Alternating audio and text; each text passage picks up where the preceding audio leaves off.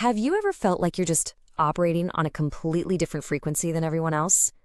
It's more than just having a bad day, right? It's this deep feeling of being fundamentally out of sync with the world.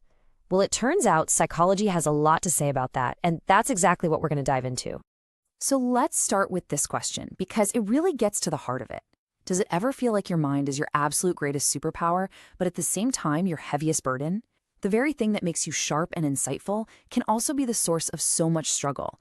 The mental exhaustion, the isolation, that constant noise inside your head.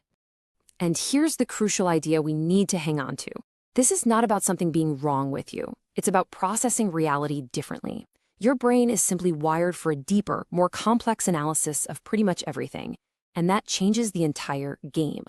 Okay, so let's start with the stuff people can actually see, the signals on the surface. These are the behaviors that, let's be honest, get misunderstood all the time, creating this huge gap between how you see yourself and how the world sees you.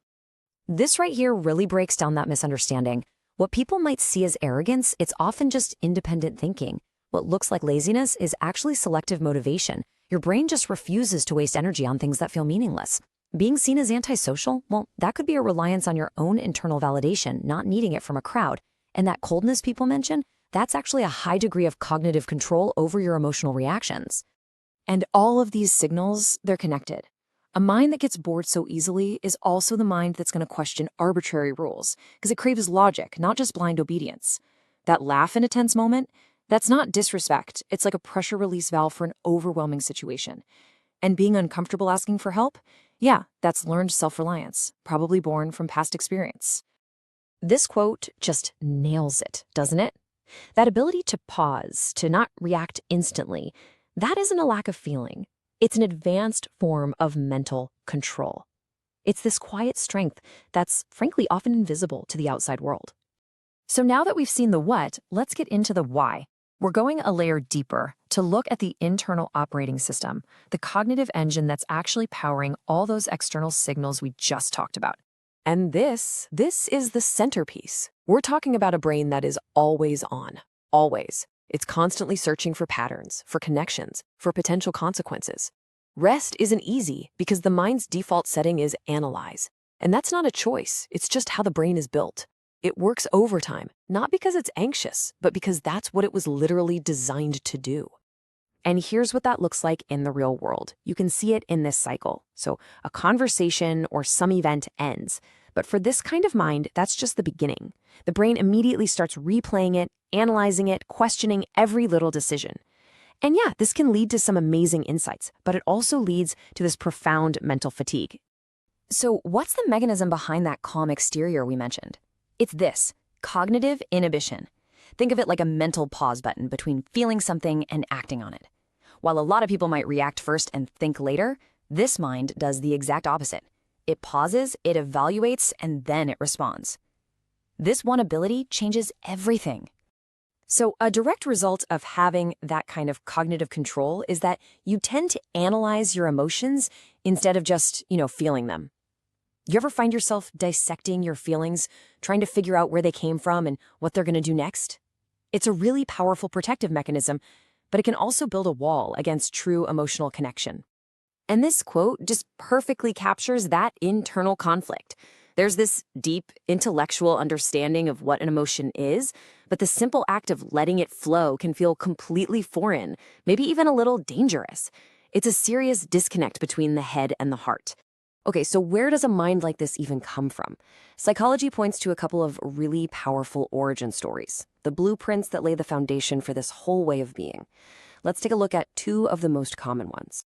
Now, these two blueprints, they aren't mutually exclusive. In fact, they often overlap, but they give us a really clear framework for understanding where this all begins. First up is the high IQ mind. This is a brain that's just wired to see more, to connect more, and to demand more. Its pattern recognition is off the charts, so it spots inconsistencies and risks that other people just miss. It doesn't conform because it's driven by logic, not by social pressure. It's got nothing to do with feeling superior. It's about seeing the world through a much more analytical lens. Then there's the second blueprint, which is forged by experience. We're talking about a childhood where emotional support was maybe inconsistent or just not there. The brain has to adapt. It learns to be its own parent, its own cheerleader, its own problem solver. This isn't just about becoming strong. It's about becoming completely self-sufficient just to survive. The mind learns that depending on other people is a huge risk. And this term is so important for understanding that second blueprint, parentification. It's what happens when a child has to become the emotional caretaker. They learn to be responsible and calm and mature way, way too early.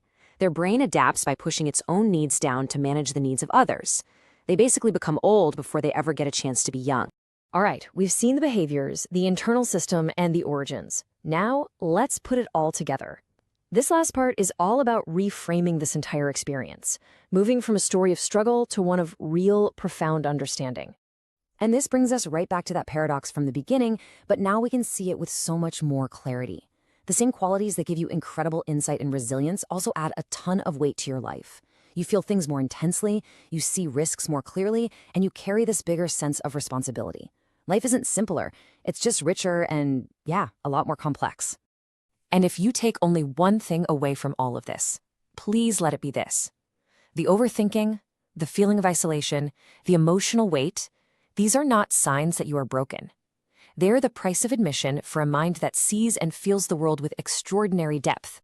So here's the point of all this. Understanding your own blueprint lets you finally stop fighting against yourself.